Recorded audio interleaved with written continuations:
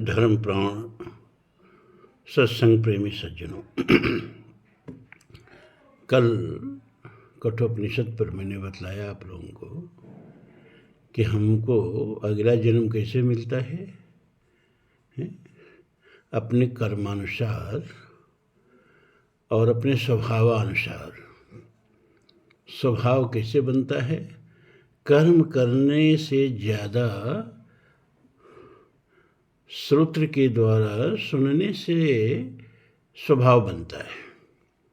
जिस तरह के लोगों के बीच में हम उठते बैठते हैं, अंग्रेजी के कहावत है ना, my knows by company he keeps. आदमी की कंपनी देख लो, जान जाओ आदमी कैसा है, किन लोगों के साथ उठता बैठता है, किन लोगों में उसका मन लगता है, बस आप जान जाओ वो आदमी वैसा ही है। क्योंकि जैसे लोगों के बीच में उठोगे बैठोगे वैसे ही बात सुनोगे, और जैसे ही बात सुनोगे वैसे ही आपका स्वभाव बनेगा। पहले स्वभाव बनता है, फिर स्वभाव अनुसार स्वभावं प्रवर्तते, गीता में कहा गया है। आदमी कुछ नहीं करता, अपने स्वभाव के अनुसार ही कर्म करता है। गीता का एक श्लोक है, सदृशम चेष्टते स्वस्या प्रकृतिम ज्ञानवानमपि प्रकृतिम यान्ति भूतानि निग्रहम किम करिष्यति। कितनी बड़ी बात भगवान कह रहे हैं कि ज्ञानी से ज्ञानी व्यक्ति भी अपने स्वभाव के अनुसार ही आचरण करता है, अपने ज्ञान के अनुसार नहीं करता है। मौके पर स्वभाव उसके ज्ञान को दबा देता है और स्वभाव उस व्यक्ति पर प्रभावी हो जाता है और स्वभाव के अनुसार व्यक्ति आचरण करने लगता है। प्रकृति व्यांत भूतानि निग्रहम किम करिष्यति। प्रकृति माने यह स्वभाव। हर भूतान माने प्राणी अपने स्वभाव को ही प्राप्त होता है। निग्रह निषेध संयम उस समय कुछ काम नहीं कर पाता है। स्वभाव संयम का हाथ झटक देता है। और स्वभाव कैसे बनता है? कान से, श्रवण से, श्रोत्री से। ये जैसे हम 24 घंटा सुनते रहते हैं लोगों के बीच में बैठ के, उसी से हमारा स्वभाव बनता है। इसीलिए सत्संगत का इतना महत्व गाया गया है। गत कीरति मति भूति भलाई, अजो जहि जतन जहाँ जब पाई, सो सत्संगत कीर उपाओ प्रभाव, लोकहु वेद न आन पाओ। क्यों? क्योंकि संतों के बीच में बैठोगे तो निश्चित रूप से अगर वो संत है तो आध्यात्मिक बात होगी, धर्म की बात होगी, है ना, प्रभु के चरित्र की बात होगी, रामचरितमानस की बात होगी, श्रीमद् भागवत की बात होगी, महाभारत की बात होगी। और अगर ऊंचे दर्जे में गए तो फिर उपनिषदों की बात होगी, ब्रह्मसूत्र की बात होगी, गीता की बात होगी, और ऊंचे दर्जे पर गए तो वेद की बात होगी। तो उसको सुनते सुनते अगर साल भर मेरे साथ बैठ गए तो देखना आपका स्वभाव बदल जाएगा। तो यथा कर्म यथा श्रुतम, सब कह रहा है। ये वेद बोल रहा है, उपनिषद माने वेद। वेद का शिरोभाग, वेद के 3 भाग होते हैं। कौन कौन? अरे भाई, उपासना कांड, कर्म कांड और ज्ञान कांड, है ना। पहले एक परंपरा अंग्रेजी के, क्षमा करें, संस्कृत में एक सूक्त है कि लक्ष्यम तो चत्वार वेदा लक्ष्यम भारतमेव च। 1 लाख श्लोकों का महाभारत है और 1 लाख मंत्रों का वेद है। वैसे तो चारों वेदों में मिला के 26-27 हज़ार ही मंत्र हैं, लेकिन उसमें उपनिषदों को भी जोड़ देते हैं, आरण्यक और ब्राह्मण को जोड़ देते हैं, तो सब 1 लाख हो जाता है। उस 1 लाख के वेद के मंत्रों में 80,000 मंत्र कर्म कांड के, 16,000 मंत्र उपासना के हैं, भक्ति के हैं, और 4,000 मंत्र जो हैं ज्ञान के हैं। ये वेद भगवान का एक विग्रह बन गया। वेद भगवान का एक, जैसे भगवान की मूर्ति होती है ना, वैसे वेद भगवान की भी एक मूर्ति होती है। उस वेद भगवान की जो मूर्ति है वही आदर्श मूर्ति है, और उसी के हिसाब से हमको अपनी स्वयं की मूर्ति बनानी चाहिए। स्वयं की मूर्ति कैसे बनानी चाहिए कि हमारी भी पूरे जीवन में 80% कर्म हो। वेदों में बताया ना कि 80% कर्म कांड के मंत्र हैं। मतलब क्या कि अच्छा पहले देखो, ज्ञान कांड के मंत्र कितने हैं? 4000। तो इसका अच्छा, और भक्ति के मंत्र कितने हैं? 16000। इसका मतलब यह हुआ कि जितना आपके पास ज्ञान है, जितनी बड़ी आपके पास बुद्धि है, उससे 4 गुना बड़ा आपका हृदय होना चाहिए। अगर ज्ञान बहुत है, हृदय छोटा है ना, तो आप बहुत क्रूर इंसान हो जाएंगे। जितना ज्ञान हो आपके पास, उससे 4 गुना अधिक भावना हो आपके पास। इसीलिए 4000 ही ज्ञान के मंत्र हैं, जिसमें उपनिषद वगैरह आते हैं, और 16000 भक्ति के उपासना के मंत्र हैं। मतलब क्या कि ज्ञान से, मस्तिष्क से, बुद्धि से हृदय जो है कम से कम 4 गुना बड़ा होना चाहिए। और जितनी भावना हो आपके पास, क्योंकि भावना के मंत्र, भक्ति के मंत्र, उपासना के मंत्र कितने हैं? 16000। और कर्म के मंत्र कितने हैं? 80000। मतलब जितना बड़ा हृदय आपके पास हो, उससे 5 गुना अधिक कर्म करने की शक्ति, कर्म करने की उत्सुकता आपके पास हो। तब जाके आप एक संतुलित और हमारे वेद भगवान की सम्मत आपका व्यक्तित्व होगा। याद रखें, ज्ञान से 4 गुना अधिक हृदय, मतलब भावना, और भावना से 5 गुना अधिक कर्म जीवन में होना चाहिए। अब भावना बड़ी है, कर्म नहीं है, तब तो फिर जीवन एकदम निरर्थक है। ज्ञान है, भावना नहीं है, कर्म नहीं है, तो भी जीवन बहुत निरर्थक है। यह इस तरह का आप जीवन बनाएं कि जितना ज्ञान हो, उससे 4 गुना अधिक भावना हो, और उससे 5 गुना अधिक, मतलब ज्ञान से 20 गुना अधिक कर्म करने की शक्ति हो, तो जाके जीवन सफल होगा। तो यथा कर्म यथा श्रुतम, जैसा हम कर्म करते हैं और जैसा हम सुनते हैं, उससे हमारा स्वभाव बनता है, और स्वभाव के अनुसार योनि मन्ये प्रपद्यन्ते शरीरत्वाय देहिनम्। जीव को योनियाँ मिलती हैं। परमात्मा किसी को पशु नहीं बनाता है। हम स्वयं अपने स्वभाव के अनुसार वही मांगते हैं, उसी में आनंद आता है। एक कहानी आती है, 2 मिनट में बता दें कि दृष्टांत है, उसको इतिहास में समझना।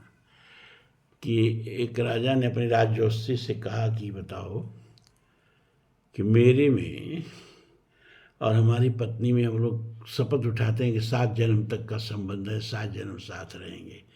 तो ये मेरी पत्नी पिछले जन्म में हमारे इनसे क्या रिश्ता था? राजज्योतिषी ने जब देखा गणित उड़ित लगा के, तो कहा भगवान रहने दीजिए, मत पूछिए। उन्होंने कहा तुम राजज्योतिषी हो क्यों? हैं, अभी हम तुमको राजज्योतिषी के पद से हटा देंगे और दंड देंगे, कारावास में बंद कर देंगे, बताओ। तो उसने बताया कि पिछले जन्म में आपकी ये पत्नी आपकी माता थी, इस जन्म में पत्नी बन गई। अब तो राजा पत्नी को पत्नी की दृष्टि से देख ही नहीं पाते थे। तो इन्हें फिर जोशी से पूछा, अच्छा ये बताओ कि मेरा अगला जन्म किसका है, कैसा है, कब, किस जोड़ी में जाना है? जोशी ने फिर देखा, कहा महाराज क्षमा करें तो बताएं? कहा हाँ हाँ बताओ, कोई बात नहीं है। कहा अगले जन्म में आप सूकर होंगे। सूकर माने सुअर। राजा ने कहा तब ये भी बता दो ना किस सूर्य के पेट से पैदा होंगे। जोशी ने गणना करके बताया। राजा ने उस सूर्य को मंगाया और उसको रोज़ गंगा जल से स्नान कराया जाए, उसको शुद्ध शुद्ध भोजन दिया जाए। और राजा ने अपने सेनापति से कहा कि देखो, जब हम पैदा होंगे, जोशी ने बताया है कि तब एक पहचान के रूप में हमारे ललाट पर एक तिलक का निशान होगा। तो तुरंत सूर्य तो कई बच्चा देगी। तो जिस बच्चे के ललाट पर तिलक का निशान हो तुरंत उसको तलवार से उसकी गर्दन उड़ा देना। सूअर की जोनी में हमको नहीं रहना है। सूरी को समय आके गर्भवती हुई, राजा मरे, सूरी को बच्चा हुआ, उसमें एक बच्चे के माथे पर तिलक का निशान था। सेनापति ने तलवार उठाई और जो मारने के लिए उद्यत हुआ, वो सूरी का बच्चा के क्या नहीं लगा, अरे मुझे मत मारो मत मारो, कहाँ है भैया, आप तो महाराज कहे थे कि मेरा शीश उड़ा देना पैदा होती। नहीं, हमको इसी जोनी में बहुत अच्छा लग रहा है। परमात्मा किसी को कोई योनि नहीं देता है, हम अपने स्वभाव के अनुसार वही योनियाँ मांगते हैं। एक आदमी को छोड़ दो, हर जीव अपनी योनि में इतना संतुष्ट है कि एक मनुष्य को छोड़ के ये 84 लाख योनियों में और कोई योनि जो है आत्महत्या नहीं करती, और कोई योनि आत्महत्या नहीं करती। तो ये तो मंत्र हो गया। अब अगला मंत्र है, यह एष सुप्तेषु जागर्ति कामं कामं पुरुषो निर्मिमाणः तदैव शुक्रं तद्ब्रह्म तदेव अमृतमुच्यते तस्मिन् लोकास्थिताः सर्वे तद्नातीति कश्चन एतद्वै तद्। यह एषः सुप्तेषु जागर्ति कामं कामं पुरुषो निर्मिमाणः। जब हम सो जाते हैं तो वो किस चीज़ का ध्यान रहता है? कुछ का ध्यान नहीं रहता है। बड़े से बड़े संकट आ गए हों, बड़ा से बड़ा शोक हमारे ऊपर टूट पड़ा हो, लेकिन जब हम सो जाते हैं या जब डॉक्टर नींद की दवा देकर सुला देते हैं, उस समय कोई दुख नहीं जाता है। उस निद्रा में कोई दुख नहीं जाता, कोई सुख नहीं जाता, कोई जागतिक प्रपंच नहीं जाता, कुछ नहीं जाता। मन भी सो जाता है, बुद्धि भी सो जाती है, लेकिन कोई तो जागता रहता है। क्यों? क्योंकि जब हम जगते हैं तो कहते हैं बड़ी मीठी नींद आ जाएगी। क्या मतलब? कि उस समय भी जहाँ न मन गया, न बुद्धि गई, न कुछ चित्त गया, कुछ नहीं गया, कोई संज्ञान नहीं गया, वहाँ भी कोई जग के उस नींद की अवस्था को भी देख रहा है। मतलब क्या? मतलब कि आप सो लो जितना चाहो, लेकिन आपके भीतर ये चेतना जो है ना, वो कभी सोती ही नहीं। परमात्मा कभी सोता ही नहीं। अरे परमात्मा सो जाए तो क्या हो? ये जागतिक प्रपंच भी देखो कभी नहीं सोता है। आप जानते हैं ना, सूरज कभी अस्त नहीं होता, वो जलता, जब से पैदा हुआ है जलता जलता जलता चला आ रहा है। धरती जब से पैदा हुई है निरंतर सूरज के चारों तरफ चक्रमण कर रही है। एक सेकंड के हजारवें लाखवें करोड़वें pico second, nano second, pico second, सेको सेकंड, मतलब एक सेकंड के अरबवें भाग तक अगर धरती सो जाए तो बाप रे, इस धरती का सारा संस्कृति, सारा सभ्यता सब उजड़ के अंतरिक्ष में फेंका जाए। ये जागतिक प्रपंच भी नहीं सोता, हम सोते हैं। सूरज कभी नहीं सोता, धरती कभी नहीं सोती, ये ब्रह्मांड कभी नहीं सोता। और इस ब्रह्मांड की देख रेख करने वाला इतना बड़ा प्रपंच रच के जो बैठा है, वो परमात्मा कभी नहीं सोता। तो जो सब प्राणियों के सोने पर भी अब हम सो जाते हैं तो शरीर किसके हवाले है? प्रकृति के हवाले है। उस समय भी हृदय धड़क रहा है, उस समय भी श्वसन चल रहा है, उस समय भी रक्त परिसंचरण हो रहा है, उस समय भी पाचन हो रहा है, उस समय भी मेटाबॉलिज्म की क्रिया, उपापचय जिसको हिंदी में बोलते हैं, वह क्रिया चल रही है प्रतिपल। वह क्रिया रुक जाए तो ही तो मृत्यु है। हम सो गए, लेकिन नहीं, इस शरीर में बैठा परमात्मा नहीं सोया, वो पूरे शरीर को ठीक से चला रहा है। यह एष सुप्तेषु जागर्ति, जो सबके सोने पर भी जागता रहता है, और एक दिन पूरा ब्रह्मांड सो जाता है। शिव जी की परिभाषा दिया गया पुराणों में, यत्र शेरते प्राणिनो स शिव। जिसकी गोद में थक के सारा ब्रह्मांड सो जाता है। शिव संहार के देवता है ना। और संहार के देवता को शिव क्यों कहा गया? क्योंकि शिव माने होता है कल्याण। तो जो सारे जगत का संहार कर देते हैं, ब्रह्मा सारे जगत की उत्पत्ति करते हैं, विष्णु सारे जगत का पोषण करते हैं, और शिव जी सारे जगत का विसर्जन कर देते हैं। तो विसर्जन करने वाले देवता को, मारने वाले देवता को कल्याण के नाम संज्ञा क्यों दी गई भैया? शिव।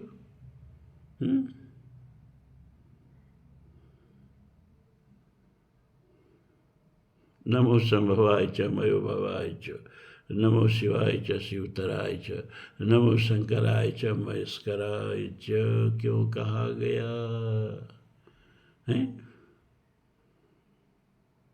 क्योंकि पुराणों में कथा आती है कि एक बार इंद्र को नींद नहीं आई कई दिनों तक। और सोना कितना जरूरी है, विज्ञान भी कहता है कि आदमी कई दिन न सोए तो पागल हो गया, फिर मर जाएगा। निद्रा कितनी जरूरी है। तो इंद्र को कई दिनों तक नींद नहीं आई, तो अपने वैद्य अश्विनी कुमारों को बुलवाया और कहा, देखो मुझे कई दिन से नींद नहीं आ रही है, ऐसा करो कि मुझे कोई दवा दो, औषधि दो, मुझे नींद आ जाए। तो अश्विनी कुमार ने कहा, महाराज बधाई हो। कहा, किसी की बधाई दे रहे हो कि आपको नींद नहीं आ रही है? अरे मूर्खों, मेरी स्थिति ये है कि मैं पागल होने वाला हूँ, और तुम लोग बोल रहे हो कि बधाई हो, आपको नींद नहीं आ रही है। अश्विनी कुमार ने कहा, महाराज क्षमा करें, अगर आप सो जाएंगे तो उसके निद्रा में आपके इंद्र का पद जाएगा। शास्त्र कहता है कि सोए हुए कुत्ते में और सोए हुए इंद्र में कोई अंतर नहीं होता है। गंगा के किनारे झोपड़ी लगा लगा के पॉलीथीन टांग के, देखो हम लोग वाराणसी में देखते हैं, पुल जहाँ है उसके नीचे पॉलीथीन डाल के। कलकत्ता हम गए थे, वहाँ देखे जहाँ सड़कें ऊंची हैं, उस सड़कें को ही दीवार बना के पॉलीथीन डाल के उसमें परिवार रह रहे हैं। जब वो सो जाते हैं, और जब ये मुकेश अंबानी सो जाता है, जब एलन मस्क सो जाता है, जब बिल गेट्स सो जाता है, और वो अपनी झोपड़ी में सो जाते हैं, झोपड़ी भी जिसको नहीं कहा जा सकता, तो फिर दोनों में कोई अंतर नहीं होता है। सोए हुए कुत्ते में, सोए हुए इंद्र में कोई अंतर नहीं होता है। जिन्हें थक के नींद आ गई पत्थरों पर, वो दुनिया के आराम कब सोचते हैं? क्यों? क्योंकि अगर इंद्र को पता है कि मैं इंद्र हूं तो जगा है, वो सोया नहीं है। और कुत्ते को पता है कि मैं कुत्ता हूं तो वो भी जगा है, सोया नहीं है। अब दोनों सो गए तो दोनों को ही पता नहीं होता है कि मैं इंद्र हूं, उसको नहीं पता होता कि मैं कुत्ता हूं। वो झोपड़ी भी नहीं जिसको कहा जा सकता, उस पॉलीथीन के छाया में क्या कहें उसको, छाया भी क्या कहें, उसमें सोए हुए व्यक्ति में और अपने अरबों खरबों के महल में सोए हुए अंबानी में, अगर उसको पता है कि मैं अंबानी हूँ, उसको पता है कि मैं अपने झोपड़े में सोया हूँ, तो दोनों जगह हैं। सोने पर कुछ अहंकार जाता ही नहीं है। इसलिए सोए इंद्र में, सोए हुए कुत्ते में कोई फर्क नहीं, नींद में समानता है। तो अश्विनी कुमारों ने जब दबा दिया तो इंद्र को नींद आई, तो इंद्र हुए जाके, नहीं तो पागल हो जाते। तो सेरते यत्र प्राणिनो स शिव, जिसकी गोद में ब्रह्मांड थक के, कितनी थकावट है। धरती जब से पैदा हुई है 30 किलोमीटर पर सेकंड की रफ्तार से, 1,08,000 किलोमीटर प्रति घंटा की रफ्तार से बेचारी सूरज की चारों तरफ दौड़ रही है। अपने गोल धुरी पर 1670 किलोमीटर की रफ्तार से घूम रही है। दो रोटी गति है इसकी। एक दैनिक गति, एक वार्षिक गति। सूरज जब से पैदा हुआ है जल रहा है और आकाशगंगा के चारों तरफ दौड़ रहा है, प्रति मिनट अपने द्रव्यमान का 25 करोड़ टन वो ऊर्जा में बदल करके स्वाहा कर रहा है, यज्ञ कर रहा है। तो थकेगा कि नहीं थकेगा? ये सारा ब्रह्मांड एक पल के लिए रुकता नहीं है। आप आराम करो। नदी बह रही है, थोड़ा विश्राम कर ले, वही मर जाएगी। जब से पैदा हुई बह ही रही है।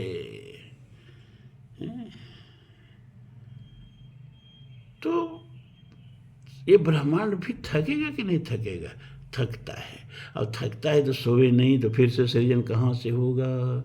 फिर से नया ब्रह्मांड कहाँ से स्फुरित होगा? तो कहाँ सोता है? शिव जी की गोद में, और कहीं शरण नहीं है। शेरते यत्र प्राणियों स शिव, जिसकी गोद में थक के सारा ब्रह्मांड सो के अब फिर से जागने की ऊर्जा प्राप्त करता है, उसको शिव कहते हैं। तो कल्याणकारी देवता हुआ कि नहीं हुआ? तो यह ए सुप्तेषु जागर्ति कामम कामम पुरुषो निर्विमाण, और जो सबके कामना के अनुसार सबके शरीरों का निर्माण करता है। देखिए वेद क्या कह रहा है? कहीं परमात्मा अपने मन से किसी को किसी योनि में नहीं भेजता है, सबकी कामना के अनुसार ही उनको शरीर देता है। इतना जान लो। परमात्मा को दोष मत देना। अगले जन्म में आप क्या बनोगे अपना स्वभाव देख लीजिए, उसी स्वभाव के अनुसार बनोगे। जल्दी से स्वभाव बदलना हो तो बदल लीजिए। और कैसे बदलेगा? सत्संग से। तदेव शुक्रम तद ब्रह्म तदेव अमृतमुच्यते, उसी को, वही शुक्र है। शुक्र माने जैसे शरीर का सार सर्वस्व शुक्र होता है, तेज होता है, उसी में नव निर्माण की क्षमता होती है, उसे भी अपने जैसा पुरुष खड़ा कर देने की क्षमता होती है। उसी तरह से जैसे शरीर का सारा सर्वस्व सबसे तेजोमान चीज शुक्र होती है और सबसे मूल्यवान, उसी तरह से इस पूरे ब्रह्मांड का सबसे सार सर्वस्व जो है वही परमात्मा है। ऐसे बता रहा है। तदेव शुक्र, तद एव शुक्र, वही शुक्र है। सारे ब्रह्मांड का सार सर्वस्व वही है। एको ही हंसो भुवनस्य मध्ये। अच्छा, तद ब्रह्मम, उस वही ब्रह्म है। तदेव अमृतम उच्यते, तदेव अमृतम उच्यते, उसी को अमर, उसी को शाश्वत, उसी को सनातन, उसी को अमृत कहा जाता है। श्रृण्वन्त विश्व अमृतस्य पुत्र, आगे आएगा। हे विश्व के अमृत पुत्रों सुनो, हम उसी अमृत के पुत्र हैं। ये गौरव भी हमने भीतर रहनी चाहिए। कभी कभी पुत्र जो है ना, वो पिता के सम्मान के लिए भी, कि हमारे पिता को लोग क्या कहेंगे, हमारे पूर्वजों को लोग क्या कहेंगे, इसका भी ध्यान रख के लोग सत्कर्म करते हैं और दुष्कर्म से दूर रहते हैं। क्योंकि हम बार बार इस बात को आप लोगों को बताते हैं कि जब हम चलते हैं तो हमारे एक कंधे पर हमारे समूचे पूर्वज, उनका यश, उनका गौरव टिका रहता है, और हमारे दूसरे कंधे पर हमारे आने वाली पीढ़ियों का भविष्य टिका रहता है। और जब कभी कहीं फिसलते हैं ना, तो हम बाद में गिरते हैं। हमारे पूर्वजों का गौरव और हमारे पीढ़ियों का भविष्य पहले दौर में मिल जाता है। इस बात को याद रखना। आप अकेले नहीं हो, आपके कंधे पर ये दो चीज़ें लदी हैं, इनको संभाल के चलना होता है, इनको संभाल के कोई कर्म करना होता है। अकेले नहीं हो आप।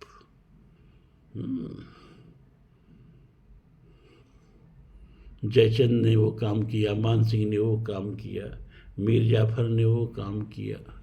इनकी पीढ़ियाँ इनका नाम लेने में शर्माती हैं। सारे ही राजपूतों को मिली तो सब राणा प्रताप के वंशज हैं। हम पूछते हैं जयचंद का कहाँ गया, उसका वंशज कहाँ गया, मान सिंह का वंशज कहाँ गया, और उस सहस्रा बाँव जो था, परशुराम के पिताजी को गाय छीन के उनका शीश काट लिया था, उसका वंशज कहाँ गया? तो कोई उनका वंशज बनने को तैयार नहीं होता है। रावण पंडित था ना, अब पंडितों से पूछो कि रावण का वंशज कौन था? अब मामूली पंडित नहीं था, उतना बड़ा पंडित कोई होगा ही नहीं। ब्रह्मा का पोता था, शिव उत्तम कुल पुलस्त कर नाती। ये पुलस्त कौन है? ब्रह्मा के पुत्र हैं। शिव बिरंच पूजु बहु भांति। पुलस्त ब्रह्मा के पुत्र पुलस्त, पुलस्त के पुत्र विश्वश्रवा, अब विश्वश्रवा का पुत्र रावण। इतना ऊंचा कुल का ब्राह्मण कोई मिलेगा? लेकिन अब कोई रावण का वंशज बनने को तैयार है? हैं? कोई सहस्रार्जुन का वंशज, सहस्रभाव का वंशज बनने को तैयार है? कोई मान सिंह का वंशज बनने को तैयार है? नहीं है। अरे ऐसा कर्म न हो जाए कि आने वाली पीढ़ी आपका नाम लेना न चाहे। इसलिए दोनों का गौरव संभाल के चलो, अपने पूर्वजों का गौरव और अपने आने वाली पीढ़ियों का भविष्य। तद ब्रह्मम तदेव अमृतमुच्यते। उसी को ब्रह्म जानो जो सबके सोने पे जागता रहता है, और यह ब्रह्मांड थक के जिसकी गोद में सो जाता है, और जो सबको उसकी स्वभाव के अनुसार, उनकी मांग के अनुसार शरीर देता रहता है। तस्मिन् लोका आश्रिता सर्वे। उसी के आश्रय तो आईमान भूतान जायन्ते येन जातान जीवन्ति यत् पर्यंत विषम विशंति तद विजिज्ञासस्व तद ब्रह्मेति। जैसे लहर कहाँ उठेगी? सागर में। कहाँ दौड़ेगी? सागर में। कहाँ डूब जाएगी? सागर में। उसी तरह से जैसे लहर सागर के आश्रित है, ये सारा जागतिक प्रपंच, ये सारा ब्रह्मांड जिसकी गोद से पैदा होता है, जिसकी गोद में खेलता है और थक के जिसकी गोद में सो जाता है, उसी को ब्रह्म जानो। तस्मिन् लोका आश्रिता सर्वे। सारा यह लोक जो है उसी के आश्रित रहता है। सर्वे तद नातेति कश्चन। और कोई उसका अतीत माने अतिक्रमण नहीं कर सकता। ब्रह्म का कोई अतिक्रमण नहीं कर सकता। वह ईश है, वह सब पर ईशन मतलब शासन करता है। हाँ? कोई उसका अतिक्रमण नहीं कर सकता।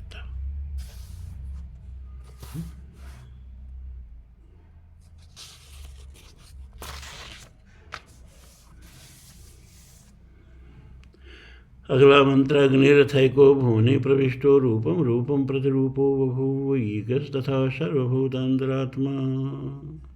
रूपम रूपम प्रतिरूपो बहिष्य। लेकिन आज इस मंत्र का अर्थ पूरा हो नहीं पाएगा, अधूरा उठाने से कोई फायदा नहीं। आज थोड़ा पहले ही बंद कर दे रहे हैं। बहुत पहले तो नहीं, 28 मिनट हो गया। 30 मिनट का आप लोगों का पीरियड है। एक बड़ा ज़रूरी फ़ोन आ रहा है बार बार। दिक्कत ये है, जब रात को बनाने बैठते हैं तो 10 बजे से पहले इस तरह का माहौल ही नहीं रहता कि हम बैठ के बना पाएँ। तो 10 बजे रात को जाड़ा के दिन में भोजन करने के बाद तो नींद आने लगती है। उस समय ये प्रॉब्लम हो जाती है, और दिन में बनाने बैठो तो ये प्रॉब्लम हो जाती है। क्या बताएं हम। लेकिन चलिए ठीक है, समय तो आप लोगों का पूरा हो ही गया। उस समय से पहले हम नहीं उठाते चाहे किसी का फ़ोन आए। तो अब आज इतने ही। कल फिर आपसे आपको संबोधित करेंगे। धन्यवाद, आशीर्वाद।